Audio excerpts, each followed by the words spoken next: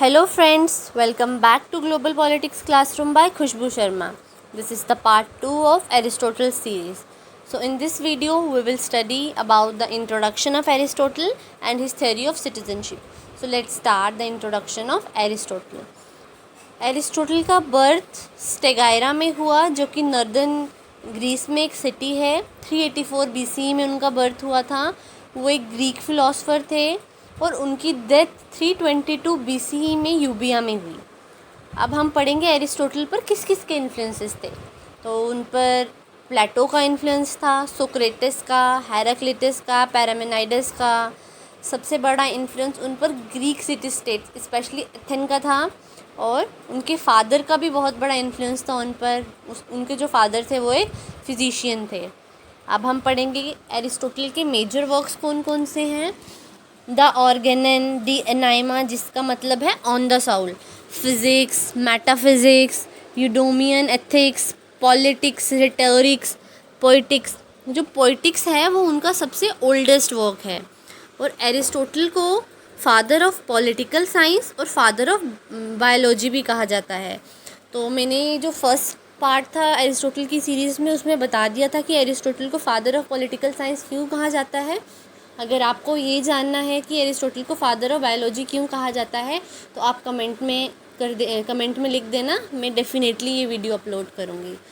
तो इसके साथ यही इंट्रोडक्शन ख़त्म होती है एरिस्टोटल की। अब हम पढ़ेंगे Aristotle theory of citizenship. Aristotle ने अपने सिटीजनशिप के थ्योरी में क्या कहा। तो एरिस्टोटल ने सबसे पहले स्टेट का नेचर जानने की कोशिश की कि स्टेट कैसी है, किन किन चीज़ों से बनी हुई है। उसके लिए स्टेट का नेचर जानने के लिए ये ज़रूरी था कि वो इन्वेस्टिगेशन करे हर छोटी छोटी थिंग की, ताकि उन्हें ये पता लग सके कि स्टेट का नेचर क्या है। स्टेट का नेचर जानने के लिए ये ज़रूरी था, ये कंसेप्ट क्लियर करना ज़रूरी था कि वहाँ के सिटीज़न कैसे हैं, उन सिटीज़न के कंसेप्ट्स कैसे हैं स्टेट को लेकर, कि वो स्टेट के बारे में क्या सोचते हैं। जो स्टेट होती है वो सिटीज़न से ही बनी होती है। अगर वहाँ के सिटीजन्स अच्छे होंगे, हेल्दी होंगे, तो जो हमारी स्टेट है वो भी स्ट्रांग होगी। बट अगर वहाँ के सिटीजन्स वीक होंगे, उनकी फाइनेंशियल कंडीशन सही नहीं होगी, इकोनॉमिकली वो बहुत वीक होंगे, तो जो स्टेट है उसके लिए भी बहुत नुकसानदायक है ये। तो एरिस्टोटल ने सिटीजनशिप की थ्योरी की डेफिनेशन एक नेगेटिव वे से स्टार्ट की। उन्होंने सबसे पहले क्या बताया कि एक स्टेट का सिटीज़न कौन नहीं हो सकता, who is not a citizen of a state. तो उन्होंने इस चीज़ को भी दो कैटेगरीज में डिवाइड किया। The first one is general category and the second one is particular category. General category में उन्होंने किसको इंक्लूड किया? एलियंस। यहाँ पर एलियंस वो नहीं जो फ्रॉम द अदर वर्ल्ड यहाँ आके रह रहे हैं, वो जो फॉरेनर्स हैं। फॉरेनर्स को ग्रीक लैंग्वेज में एमेटिक कहा जाता है, AMATIC। और सेकंड जो हमारी कैटेगरी उन्होंने बताई वो थी पर्टिकुलर कैटेगरी, जिनको सिटीजनशिप के अधिकार से एक्सक्लूड किया गया, जिन्हें बाहर निकाला गया। इसमें स्लेव्स आते थे, children, old people, women, tradesman, mechanic and labourers. तो अब हम पढ़ेंगे कि इन दोनों कैटेगरीज को क्यों सिटीजनशिप से एक्सक्लूड किया गया। सबसे पहले जनरल कैटेगरी को इसलिए निकाला गया कि कोई भी फॉरेनर अगर एक स्टेट में आके रह रहा है तो इसका ये मतलब नहीं कि वो वहाँ का सिटीज़न बन जाएगा, बिकॉज़ वहाँ का सिटीज़न बनने के लिए बहुत सारे क्राइटेरियाज हैं जो उनको फुलफ़िल करने पड़ेंगे। और दूसरा ये नहीं कि किसी भी सिटीज़न का जो डिसेंट है या डिसेंडेंट है वो वहाँ का सिटीज़न बन गया, उसके लिए भी बहुत सारे क्राइटेरियाज है जो फुलफ़िल करने पड़ेंगे। अब पर्टिकुलर कैटेगरी वालों को क्यों निकाला गया सिटीजनशिप के राइट से, अब हम पढ़ेंगे। सबसे पहले स्लेव्स को क्यों निकाला गया? बिकॉज जो स्लेव्स थे, एक तो उन्हें मीन्स टू एन एंड की तरह सर्व किया जाता था। इसका मतलब कि उन्हें सिर्फ वर्किंग इंस्ट्रूमेंट के लिए रखा जाता था ऑफ देयर मास्टर्स, यानी सिर्फ वो अपने मास्टर का ही काम करते थे, जो ऑर्डर देते थे वही मानते थे। दूसरा, उन्हें मैनुअल वर्क करना पड़ता था, जीने के लिए मेहनत करनी पड़ती थी। और जो मैनुअल वर्क होता है वो ह्यूमन सोल को पूरी तरह डिबास करके रख देता है, यानी झंझोड़ के रख देता है। और थर्ड वन ये था कि they don't have leisure in order to cultivate virtue. उनके पास ये देखने का टाइम नहीं था कि हमारे आसपास क्या चीज़ हो रही है, क्या नहीं हो रही, क्या सही है, क्या गलत है, इसलिए उनको सिटीजनशिप के राइट से एक्सक्लूड किया जाता था। यहाँ पर लेजर का मतलब ये नहीं है कि फ्री टाइम, ये हम आगे पढ़ेंगे कि according to Aristotle what is the meaning of leisure. Second, tradesman. Tradesman को क्यों सिटीजनशिप के राइट से एक्सक्लूड किया गया? क्योंकि जो ट्रेड्समैन थे वो अपने आप को बिजनेस में इंगेज करके रखते थे, ट्रेड में इंगेज करके रखते थे, और उनके पास लेजर नहीं था, उनके पास टाइम नहीं था और किसी चीज़ को भी विर्चू लेने के लिए। फिर थर्ड आता है मैकेनिक क्लास और लेबर क्लास को क्यों एक्सक्लूड किया गया? इन लोगों को इसलिए एक्सक्लूड किया गया सेम एज स्लेव्स, बिकॉज ये भी मैनुअल लेबर करते थे, इनके पास भी टाइम नहीं था यहाँ वहाँ की चीज़ें देखने का, कहाँ क्या हो रहा है, क्या सही है क्या गलत है। फोर्थ हमारा आ गया विमेन। विमेन को क्यों एक्सक्लूड किया गया? बिकॉज उनका मानना ये था, एरिस्टोटल का मानना ये था कि विमेन की जो इंटेलेक्चुअल कैपेसिटी है एज़ कम्पेयर टू मेन बहुत कम है, और वीमेन जो है वो डोमेस्टिक अफेयर्स में ज़्यादा इंगेज रहती है in the upbringing of children, इसलिए वीमेन को सिटीजनशिप के राइट से एक्सक्लूड किया गया। Fifth one is old age people. Old age people को क्यों एक्सक्लूड किया गया? बिकॉज जैसे जैसे इंसान की एज होती है वैसे वैसे उसका जो काम करने का तरीका होता है, उसकी जो फिज़िकल हेल्थ होती है वो कम होने लगती है, ख़राब होने लगती है, इसलिए वो बोलते हैं स्टेट का सिटीज़न ओल्ड एज पीपल नहीं बन सकता, वही बन सकता है जो एक्टिव है। और लास्ट वन इज़ चिल्ड्रन। वो बोलते हैं जितने भी चिल्ड्रन हैं उन्हें सिटीजनशिप का जो अधिकार है वो इसलिए नहीं दिया जा सकता बिकॉज जो चिल्ड्रन होते हैं वो मतलब उनकी जो फिज़िकल कैपेसिटी है as compared to mature ones और as compared to young people वो बहुत कम होती है। वो फिज़िकल टास्क के लिए, डिफ़िकल्ट टास्क के लिए और वो डिफ़िकल्ट टास्क के लिए एलिजिबल नहीं है, और उनकी इमेच्योर जजमेंट है अपने आसपास की चीज़ों को लेकर, इमेच्योर हैं वो। अब हमने ये पढ़ लिया कि who will not be a citizen of a state. अब हम पढ़ेंगे कि who will be a citizen of a state. एक स्टेट का सिटीज़न किसको होना चाहिए? इसके लिए एरिस्टोटल एक डेफिनेशन देते हैं, a native born adult Greek male having property. एक नेटिव बोर्न एडल्ट यानी एक वहाँ का रहने वाला जो एडल्ट हो गया हो, मैच्योर हो गया हो, और दूसरा ग्रीक मेल हैविंग प्रॉपर्टी जिसके पास प्रॉपर्टी हो। उसके बाद एरिस्टोटल अपनी डेफिनेशन को एक्सप्लेन करते हैं।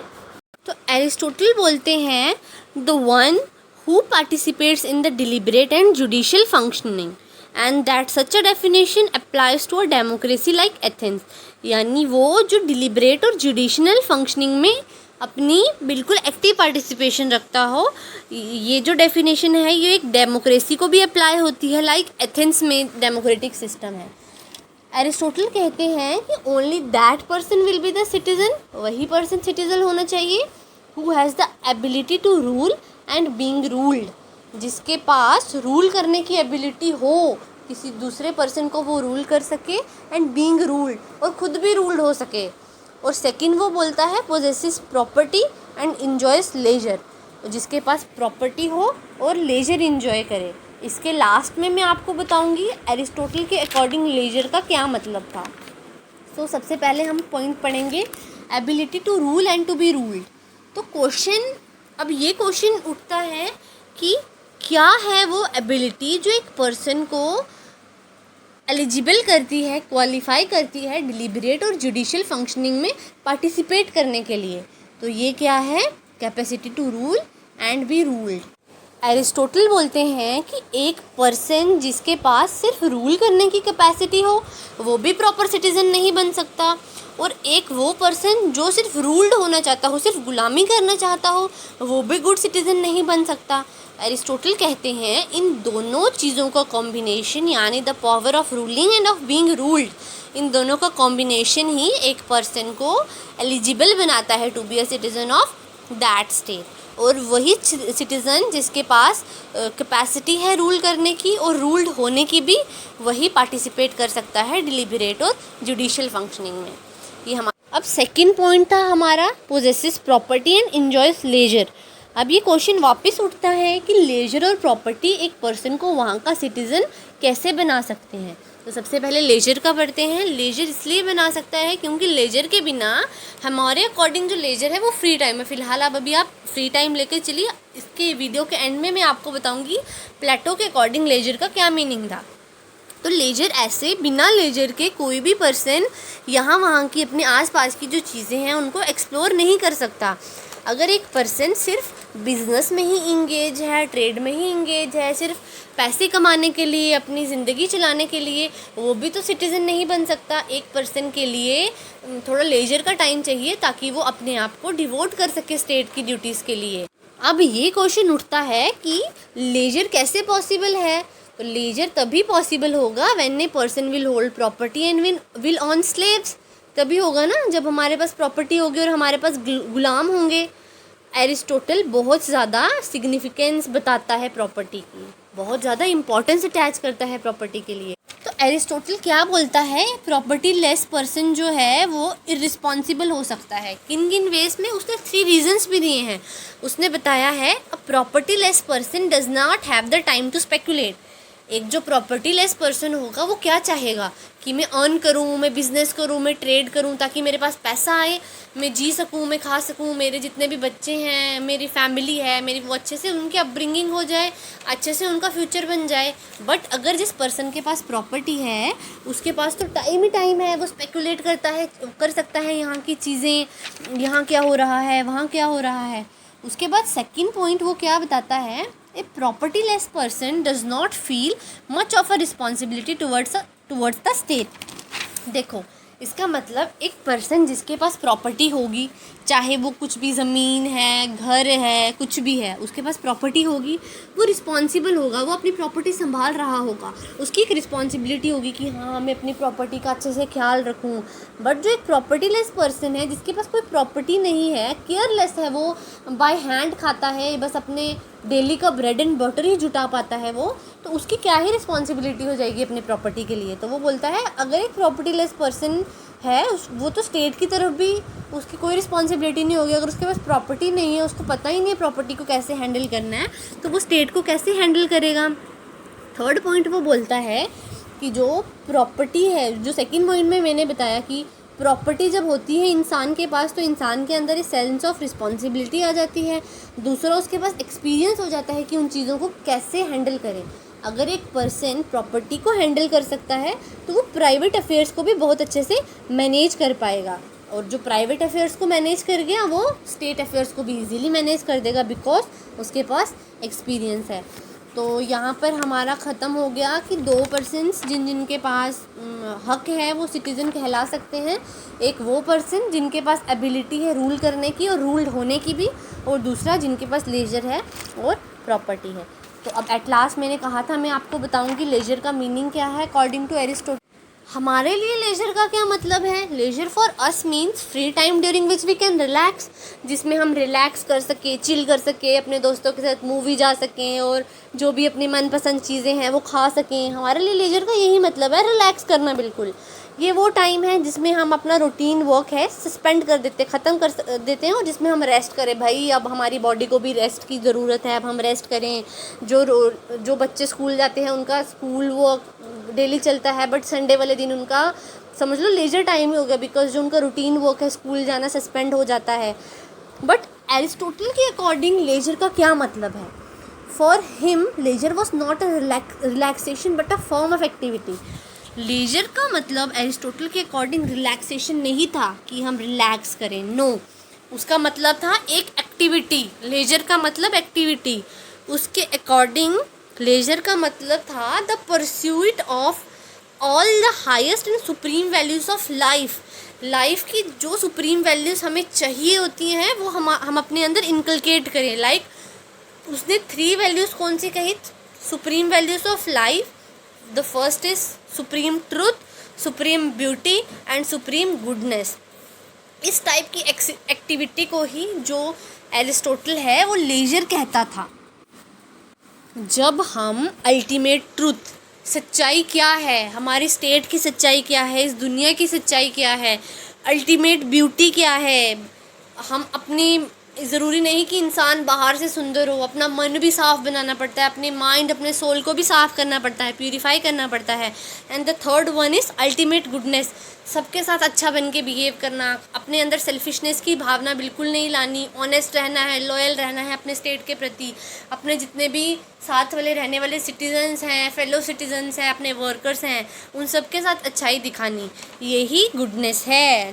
सो एरिस्टोटल के according the leisure is when we speculate ultimate truth, ultimate beauty and ultimate goodness. इसी के साथ हमारा जो एरिस्टोटल का कंसेप्ट है थ्योरी ऑफ सिटीजनशिप ये ख़त्म होता है। अगर आप लोगों को इन थ्योरीज की क्रिटिकल इवोल्यूशन चाहिए तो please write down in the comments. I will definitely upload videos of critical evaluation of all the theories, whether the theories of Plato or whether they are the theory of Aristotle. So thank you. अगर आपको ये video अच्छी लगी हो तो please like share and subscribe.